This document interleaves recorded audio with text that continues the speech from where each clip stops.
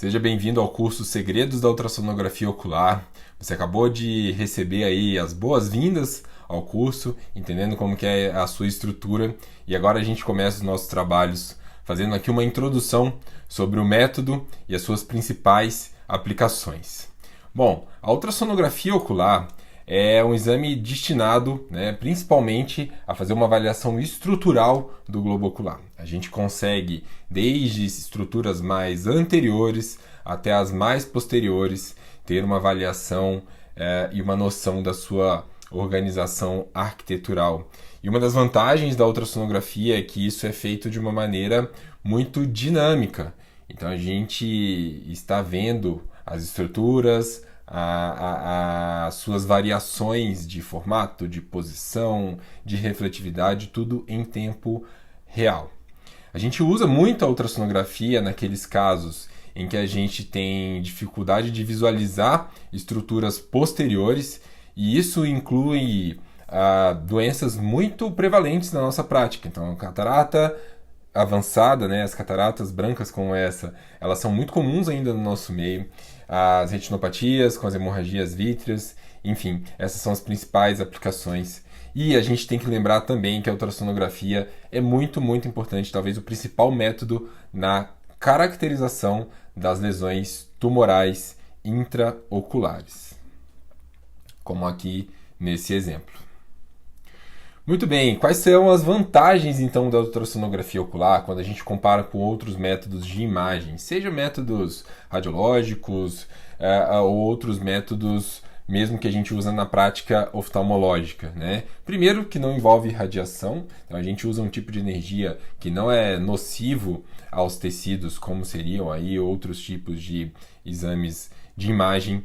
É um exame essencialmente laboratorial, eventualmente a gente pode levar aí para o centro cirúrgico para algumas aplicações específicas, mas é essencialmente ambulatorial, então sua aplicação realmente é muito prática. Não exige preparo, jejum, dilatação, acompanhante, suspensão de lente de contato, nada disso. Isso são dúvidas muito frequentes dos pacientes, inclusive. E tanto é que quando você procura qualquer imagem sobre ultrassonografia ocular na internet, você vai ver isso aqui, uma moça com um sorrisão na cara, demonstrando aí realmente que esse é um método muito tranquilo, com quase nenhum desconforto durante a sua realização. Então ele é indolor, permite uma avaliação em vivo, em tempo real das estruturas, então tem um uso muito interessante, que é quando você vai fazer o tratamento dos tumores intraoculares, você usar a ultrassonografia ali no intraoperatório para avaliar a localização da placa de bracterapia.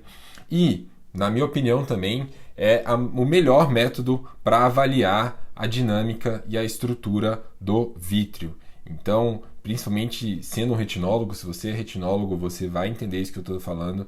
A ultrassonografia nos ajuda a entender muito bem a questão da estrutura, da dinâmica e da relação do vítreo com a retina, tá? Além disso, é um método relativamente tranquilo de ser aplicado nas crianças. A gente raramente vai precisar de sedação ou de narcose para fazer o exame dos nossos pequenos, mesmo que você tenha aí que lançar a mão de alguns artifícios de imobilização. A gente vai ter uma aula específica só falando sobre técnicas em crianças. E quais que são as desvantagens?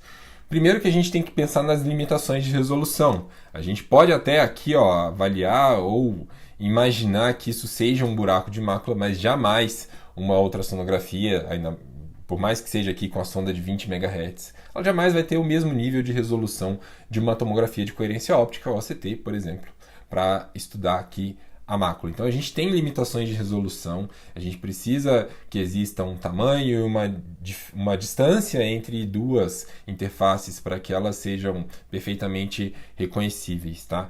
A ultrassonografia modo B tradicional, que é o que a gente vai trabalhar aqui na maior parte do tempo, ela também tem como limitação uma dificuldade de avaliação de estruturas anteriores.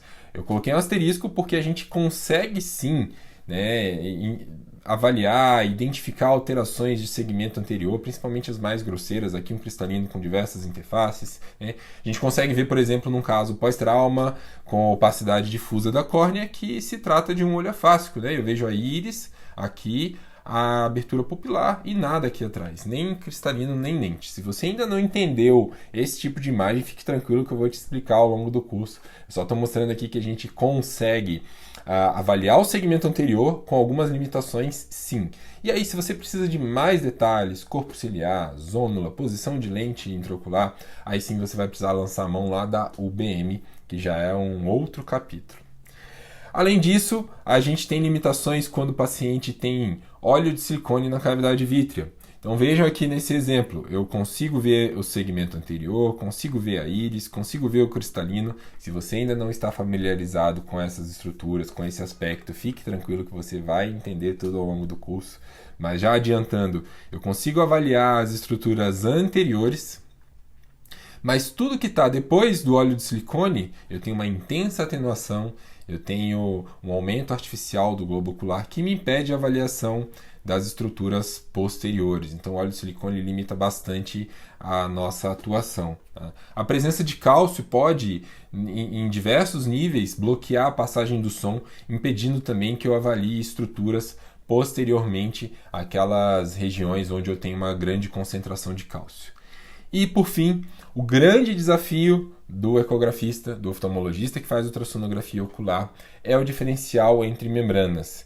A gente pode sim, eu vou te ensinar isso ao longo do curso, a gente pode diferenciar aí, vamos dizer, em pelo menos uns 80, 90% dos casos, conseguir ir por um caminho ou outro. Estou diferenciando entre uma hialoide espessada por uma hemorragia vítrea e um descolamento de retina, por exemplo. Mas em alguns casos a gente vai ter que lançar a mão de outros métodos para fazer esse diferencial. Mas a gente vai ter um tempo dedicado, específico, para falar sobre isso também. O que eu queria falar aqui era justamente dar uma ideia geral de como esse exame é feito, de quais são as suas aplicações. Na próxima aula eu quero falar para você mais detalhadamente as indicações e contraindicações do exame. Eu espero que você tenha gostado. Um abraço e até a próxima.